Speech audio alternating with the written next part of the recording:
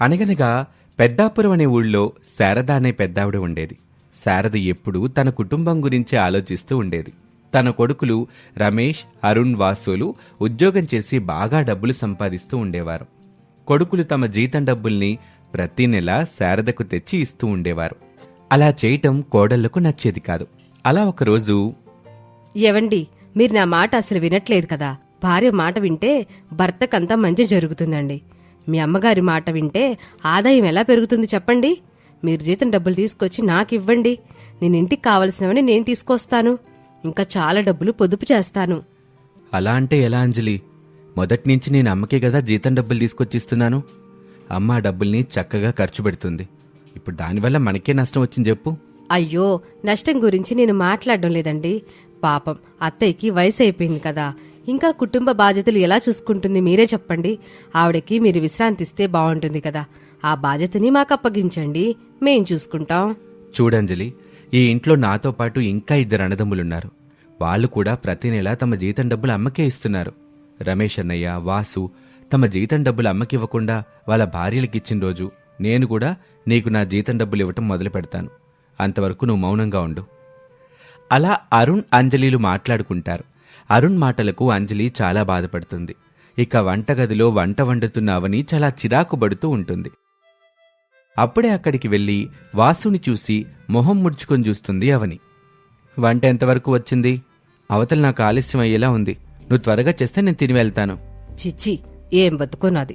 ఇలాంటి బతుకు ఎవరికి రాకూడదు. ఇప్పుడేమైందే నీకు? ఏం చెప్పమంటారు?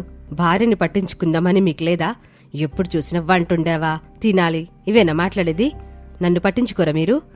నేను మొహం బాధగా పెట్టాను. ఎందుకలా ఉన్నావని అడగరా మీరు? అరే, నీకేమవుతుంది? బాగానే ఉన్నావు కదా. నాకు ఆలస్యం అయ్యేలా ఉంది. నువ్వు వడ్డిస్తావా లేదా? నేను సాయంత్రం వచ్చి కావాలంటే నువ్వెందుకు బాధగా ఉన్నావా అప్పుడు అడుగుతానులే. మీరు కూడా సాయంత్రం వచ్చే తినండి. భార్య మాట అంటే అస్సలు లెక్కలేదు. నేను ఇంట్లో ఒక పనికిరాని వస్తున్నా? నేను మనిషినే కదా. అబ్బబ్బా, నీకేం కావాలో చెప్పు. నాకు పట్టుచీర కావాలి. మీ అమ్మని డబ్బులు అడిగితే ఇవ్వట్లేదు. మొన్ననే చీర కొన్నానంట. ఈ ఏడాది మొదట్లో సంక్రాంతి పండకి కొనిపెట్టారంట నాకొక చీర. ఇప్పటి వరకు మరొక చీరే కొనిపెట్టలేదు కదా. ఏదో ఆశగా అడిగితే మీ అమ్మ పట్టించుకోవడం లేదు. ఇప్పుడేం చేయమంటావు చెప్పు. చీర కావాలి అంతే కదా? చీర కాదు, మీ జీతం డబ్బులు కావాలి. ప్రతి నెల మీరు మీ జీతం డబ్బులు నాకే ఇవ్వండి. నేను ఖర్చు పెడతాను. అది జరగని పని. జీతం డబ్బులు అమ్మ దగ్గరికే చేరాలి. అదే న్యాయం. అంటే ఏంటి? మీరు సంపాదించేది నాకు సొంతం కాదా? నీకు దండం. ఇప్పుడు నువ్వు నాకేది పెట్టినట్లుగా కనిపించట్లేదు. నేను వెళ్ళొస్తాను. నాకు అసలు ఆఫీస్కి ఆలస్యం అవుతుంది అంటూ వాసు అక్కడి నుంచి కోపంగా వెళ్తాడు. వాసుని చూసి అవని తిట్టుకుంటూ ఉంటుంది. ఇక గుమ్మం దాటిన వాసు దగ్గరికి వదిన అనామిక వస్తుంది. వాసు, వాసు. ఆ వదిన, చెప్పండి. ఇదిగో ఈ బాక్స్ తీసుకో. ఇందులో చక్కెర పొంగలుంది. తిను బాబు, నీకిష్టమని గుడి నుంచి తీసుకొచ్చాను. ఓ, ప్రసాదమా? చాలా బాగుంటుందైతే అని తీసుకుంటూ వడివడిగా అక్కడి నుంచి వెళ్తాడు వాసు. ఇక వాసు వెళ్లిన తర్వాత అరుణ్ వెళ్తూ ఉంటాడు. అరుణ్, ఇదిగో నువ్వు అడిగిన కుంకుమని తీసుకొచ్చాను. ఈ కుంకుమని రోజు పెట్టుకుంటే నీకంతా మంచి జరుగుతుంది. ఇదిగో తీసుకో. అలాగే వదినా. ఇంట్లో దేవతలాంటి మీరుండగా మాకేం జరుగుతుంది చెప్పండి. అన్నయ్య ఇంకా రాలేదా వదినా? మీ అన్నయ్య రాత్రంతా పొలం దగ్గర కాపలాగా ఉన్నాడు కదా. పొద్దున్నే వచ్చి పడుకున్నాడు. ఇప్పుడు నిద్రపోతూ ఉంటాడులే. సాయంత్రం త్వరగా వచ్చేయండి. మీకోసం నేను బిర్యానీ చేస్తాను, తిందురుగాని. ఓహో, బిర్యానీ తిని చాలా రోజులైంది వదినా. అయితే త్వరగా వచ్చేస్తాను. అలా అరుణ్ని కూడా సాగనంపి ఇంట్లోకి అడుగు పెడుతుంది అనామిక. ఇక అప్పుడే వంటగదిలో అంజలి, అవని ఇద్దరూ మాట్లాడుకుంటూ ఉంటారు. ఈ ఇంట్లో ఉండలేకపోతున్నాను. ఆవిడెప్పుడు పెద్ద కోడల్నే బాగా చూస్తుంది. మనల్ని పని మనుషుల్లాగా చూస్తోంది. ఈ వయసులో కూడా ఆవిడ జీతం డబ్బులు తీసుకోవడం అవసరమా? అవునక్క, మన మొగుళ్ళ జీతం మన ఇష్టం కదా. మధ్యలో ఆవిడ పెత్తనం ఎందుకు చెప్పు? ఈ అత్తలున్నారే, కోడల పాలిట దెయ్యాలు. వీళ్ళని ఏదో ఒకటి చెయ్యాలి. కానీ ఏమీ చేయలేకపోతున్నాను. ఎప్పుడు చూసినా అనామిక అనామిక అని అంటూనే ఉంటుంది కదా అక్క ఆవిడ.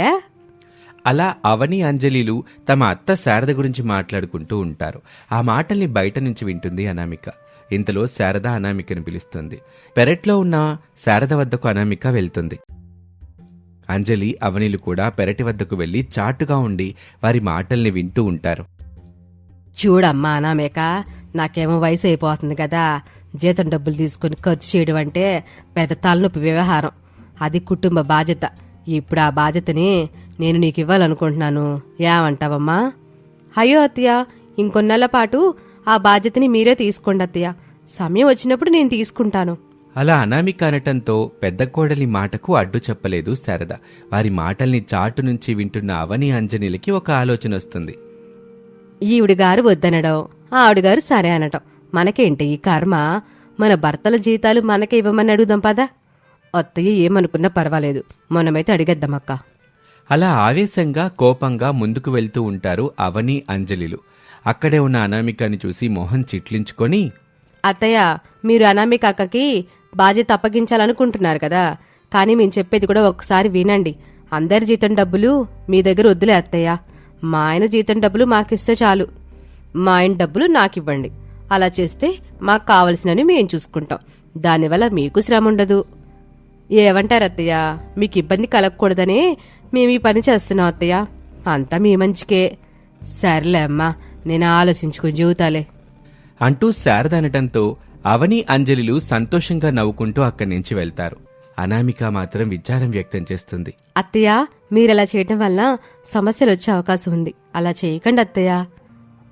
చూడమ్మా, పడితే గాని బాగా తెలీదు. ఏదైనా సరే అనుభవించాలే. ఆ అనుభవం రావాలంటే వాళ్ళకొక అవకాశాన్ని ఇద్దాము. అలా శారద అనటంతో అనామిక ఇంకేమీ మాట్లాడదు. ఇక మరుసటి నెల నుంచి ఎవరి భర్తల జీతం డబ్బులు వారి భార్యలకు ఇవ్వమని చెప్తుంది శారద. అవని అంజలిలకు పట్టరానంత ఆనందం వస్తుంది.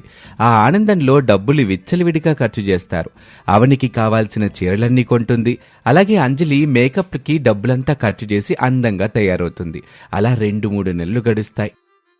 ఒకరోజు అవని అంజలిలు మాట్లాడుకుంటూ ఉంటారు.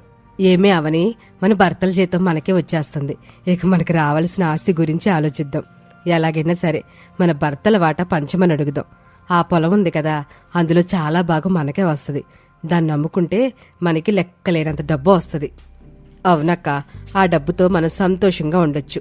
అత్తయ్య దగ్గర తరతరాల నుంచి వస్తున్న బంగారు ఆభరణాలున్నాయి. వాటిని కూడా అడుగుదాం. అన్నీ మనం సొంతం చేసుకున్న తర్వాత ఇక్కడి నుండి వెళ్ళిపోయి విడివిడిగా బ్రతుకుదాం అక్క. అవునే, అలా అయితేనే మనం ప్రశాంతంగా ఉండగలం. కానీ అలా చేయడానికి మన అత్త ఒప్పుకోదు. ఆవిడన్నిటికీ అడ్డు చెప్తానే ఉంటదిలే అక్క. ముందు ఆవిడ అడ్డు తొలగించుకుందాం. ఏం చేద్దాం ఇప్పుడు? విషం పెట్టేద్దామా? అలా అయితే దొరికిపోతామక్క.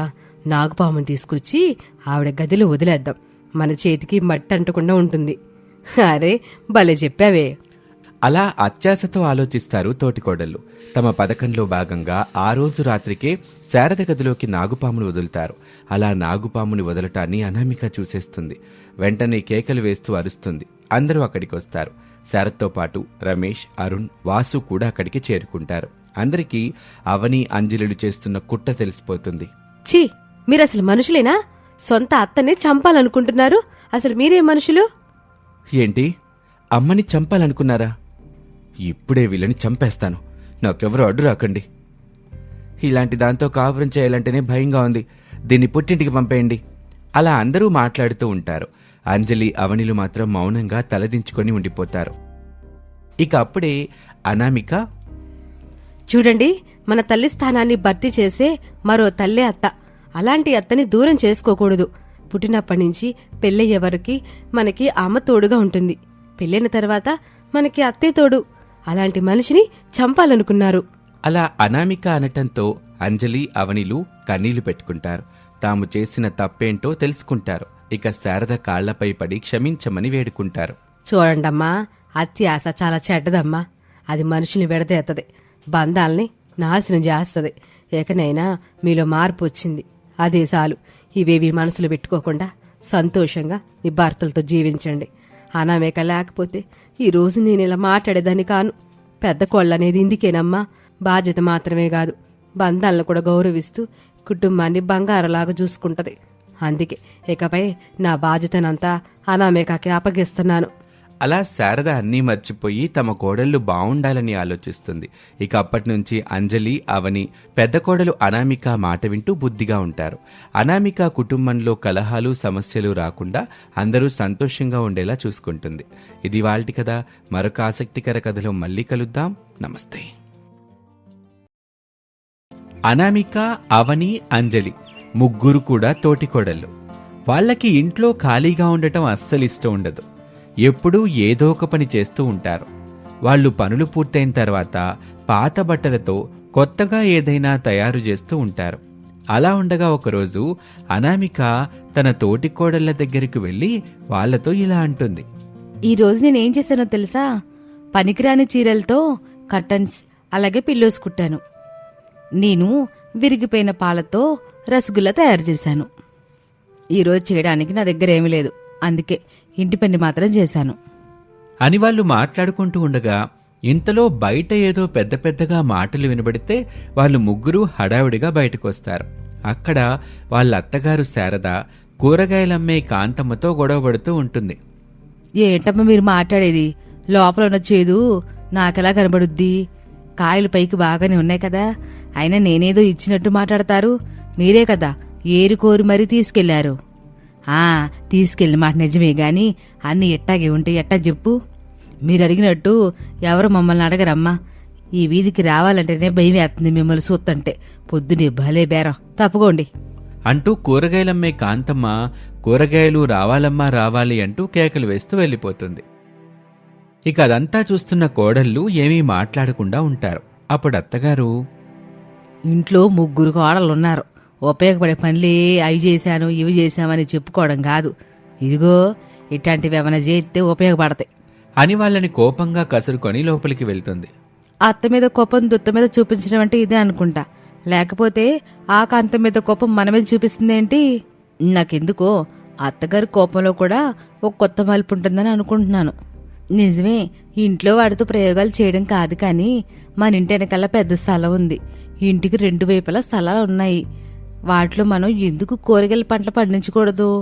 అసలు ఇప్పటి వరకు మనం ఆలోచన చేశామా అని అనటంతో వాళ్ళిద్దరూ కూడా ఆశ్చర్యంగా, అవును సుమి, మనం అసలు ఆలోచన చేశామా అంటూ నోరు వెళ్ళబెడతారు. ఇప్పుడు వాటి గురించి ఆలోచిద్దాం అని ముగ్గురు ఏం చేయాలనేది చెప్పుకుంటారు. ఇక తర్వాత రోజు నుంచి వాళ్ళ స్థలాలు ఏవైతే ఉన్నాయో అక్కడ మొత్తం శుభ్రం చేయటం మొదలు పెడతారు.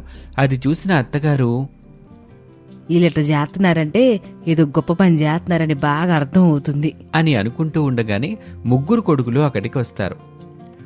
ఏంటమ్మా, చాలా కష్టపడి ముగ్గురు కోడలు పనిచేస్తున్నారు? ఏదో గొప్ప పని చేస్తున్నారు అనుకుంటా. మనకంటే గొప్ప పనులు వాళ్ళు బాగానే చేస్తారు. ఆ మాట మాత్రం అక్షరాల నిజం.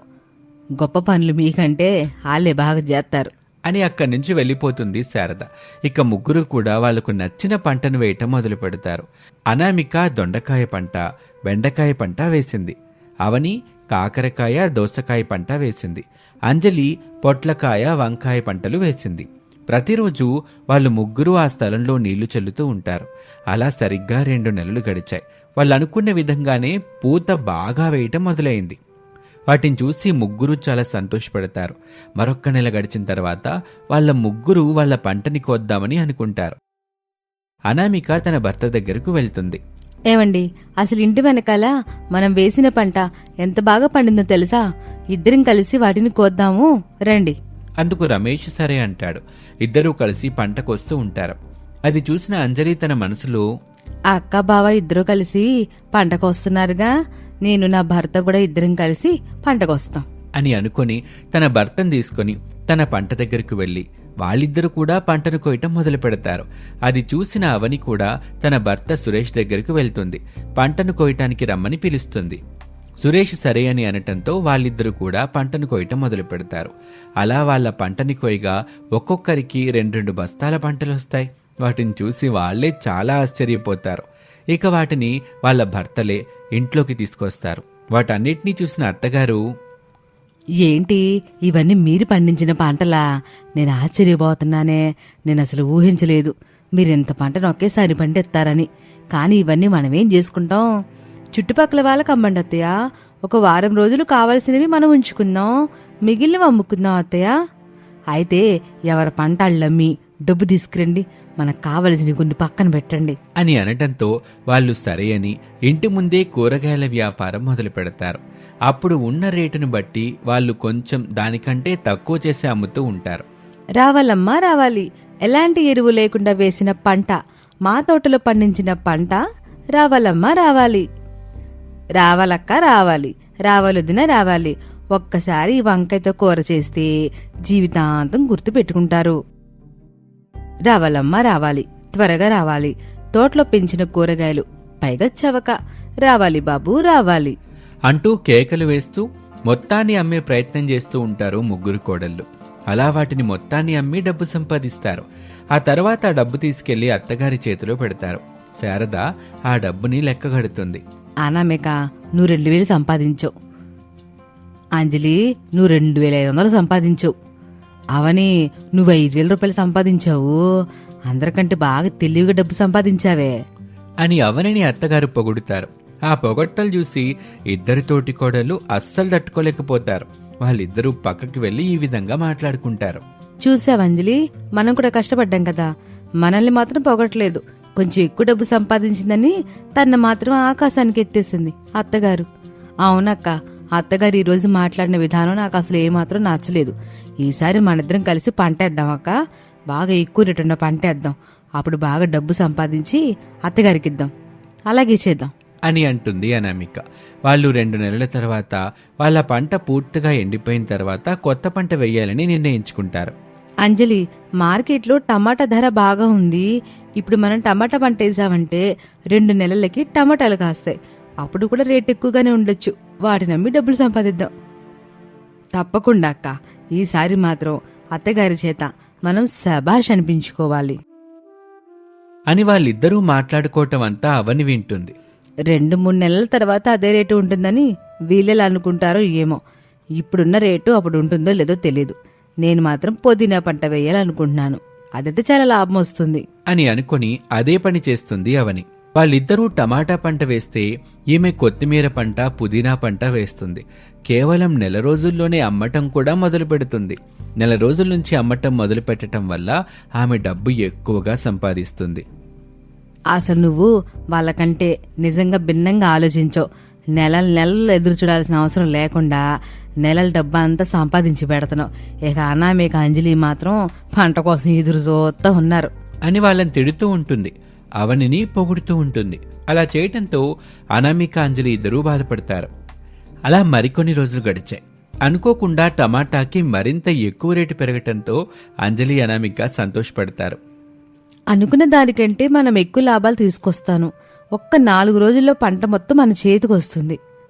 అవునక్క, మనం అవని కంటే ఎక్కువ లాభాలు పొందుతాం అని మాట్లాడుకుంటూ ఉండగా అప్పుడే అవని తన మనసులో అదెప్పటికీ జరగనివ్వను. అత్తగారి మిమ్మల్ని అస్సలు పొగిడేలా చెయ్యను అని అనుకొని అందరూ నిద్రపోతున్న సమయంలో మొక్కలకి ఎక్కువ మోతాదులో కలుపు మందు కొట్టేస్తుంది.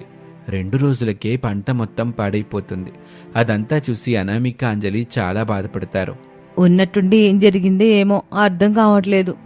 అవును, సరే, ఉన్న పంట వరకు కోసేద్దాం. ఇక పంట మొత్తం తీసేద్దాంలే అని అనుకుని టమాటాలని కోసి వాటిని అమ్ముతారు. వాటిలో కూడా కొంత లాభం. ఆ లాభం తీసుకొచ్చి అత్తగారి చేతిలో పెడతారు.